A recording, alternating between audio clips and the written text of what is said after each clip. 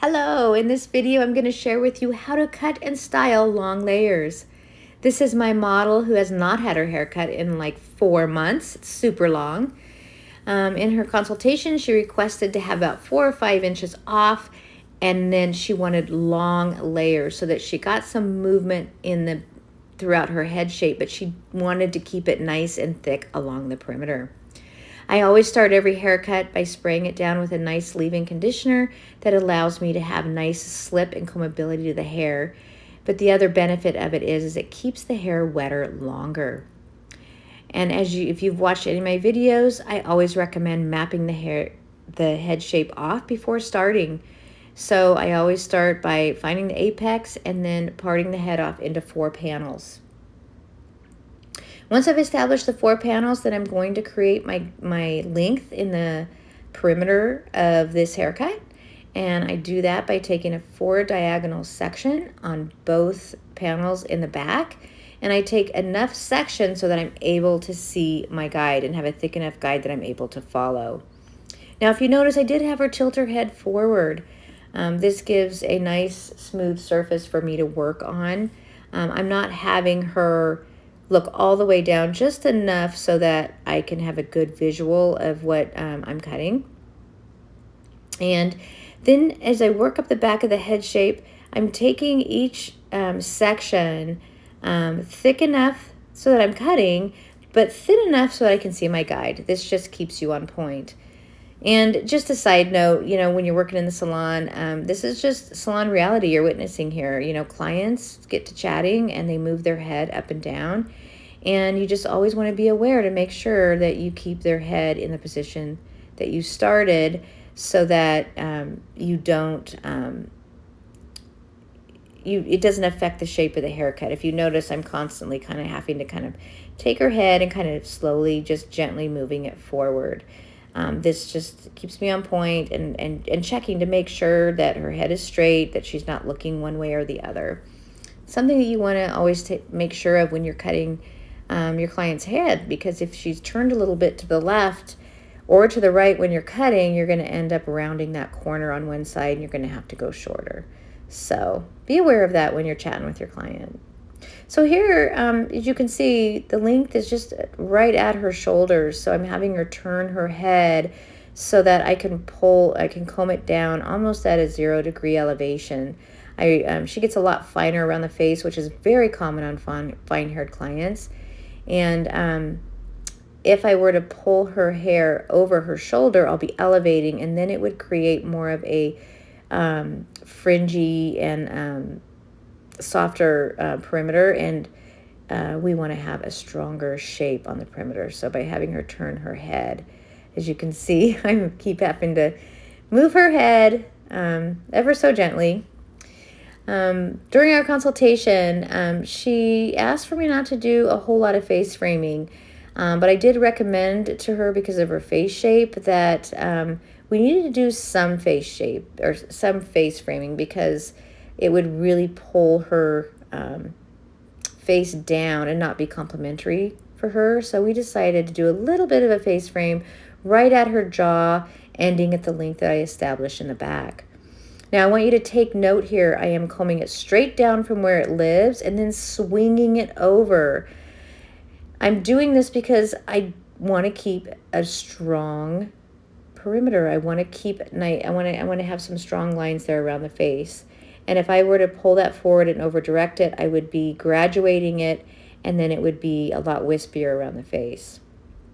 Once I've established the length all the way around, I always recommend double checking, make sure you didn't leave any points, make sure everything is doing well, and before you start doing your layering technique. The next thing we're going to do is start the layering process. In this particular layering technique, we're only working in the interior of the head shape. And what I mean by that is we are only cutting layers that are going to affect the hair that's above the parietal ridge or the widest point of the head. Because my client has fine hair and has requested that she wants a nice thick perimeter, I'm making sure that I'm pulling everything straight up to the top of her head and cutting it straight across, like a square. I refer to this as square layers. Now, if you notice, I took a section all the way across the top of her head, all the way back into the back 2 panels and created my guide, and then divided it back in half again. Now I'm working off a pivot because the back of the head is round, and I'm taking a traveling guide with me, pulling it straight up, keeping my fingers straight and parallel to the floor, and cutting whatever is above the guide and cutting it off. You can get a better visual here.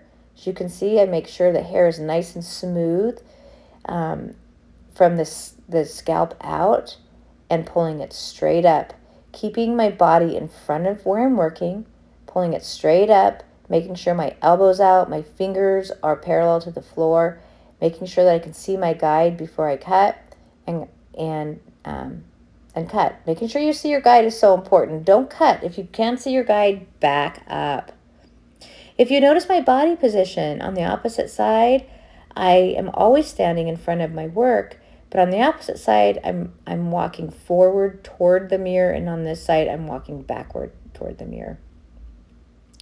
If you change your body position, it's going to affect the angle of the haircut, and you're going to become uneven on both sides.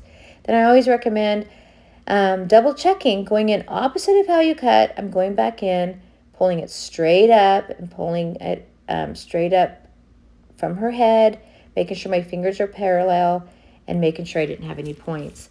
I'm also using my mirror here to make sure that it looks even in the mirror. Now, blow drying, I am going through and just doing a rough dry here and getting a lot of the moisture out before I start manipulating it with a round brush. A really easy tip here when you're going to blow dry is just kind of use your fingers and divide the head.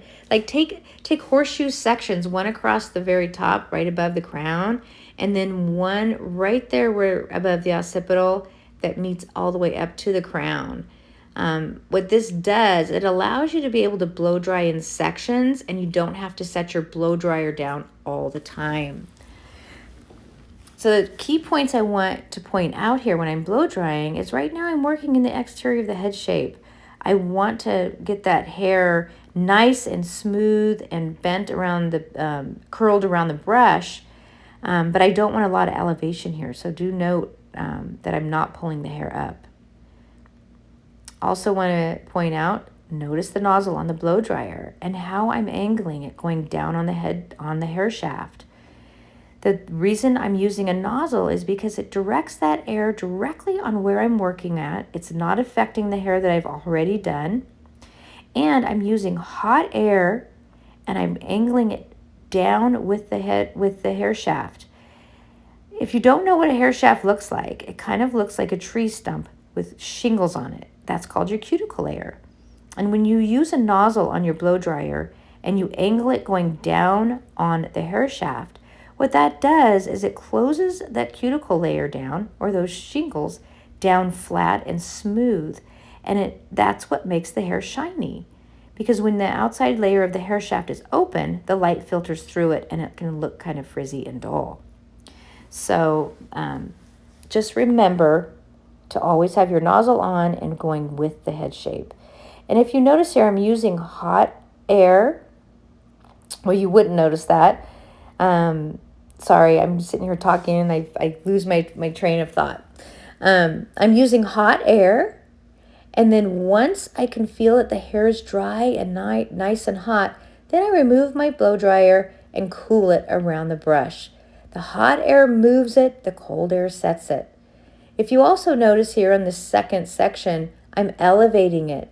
I want to start building volume in the hair, and that comes from the hair at the scalp. So therefore, I'm lifting the hair up a little bit away from where it lives so that I get some nice volume.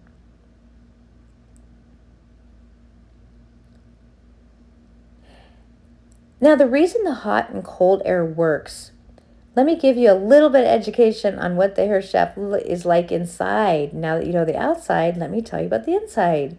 So the inside of the hair looks like a link chain.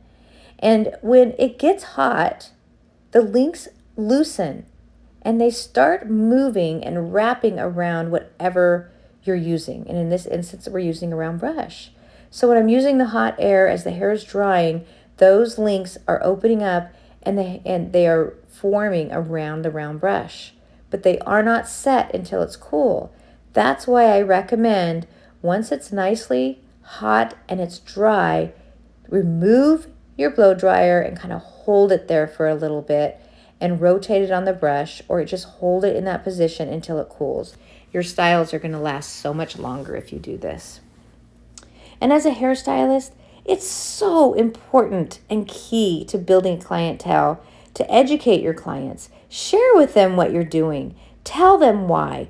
Educate them on their hair and why you're using what tools and what products. This builds their confidence in you as a hairstylist. We work on hair all the time, and our clients, they don't know how we style their hair so perfectly. In my mind, in my world, it is not a compliment when a client tells me they can never style it like I do. If they tell me that, I get them in and I teach them how to style their hair. Because if they can't make the haircut and the style I put on them look good every day, number one, they're not going to be as happy with my work. But number two, no one's going to ask them who did their hair, and you're not going to be able to get those referrals. So start teaching your clients how you style their hair. Here you can see we're at the top of her head shape, and I want to create volume here, so I'm lifting it straight up from where it lives because I want that hair to cool right out from the head. And you can see how even though we kept it long, she's getting volume in her hair. So we started on the bottom with no elevation. Then we went to the next section and we elevated a little bit. And then on the top, we're elevating a lot more. The other key points, use your nozzle on your blow dryer. Make sure it's angled down on the hair shaft to make sure it's closed.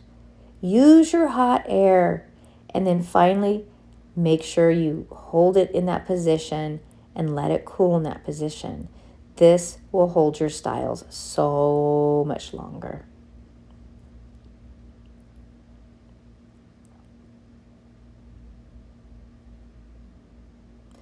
Now here I'm moving to her bang area, and again, I'm going down on the hair, but I'm rolling it around the brush, and then as it's cooling, I'm just kind of smoothing it and moving in the direction I want.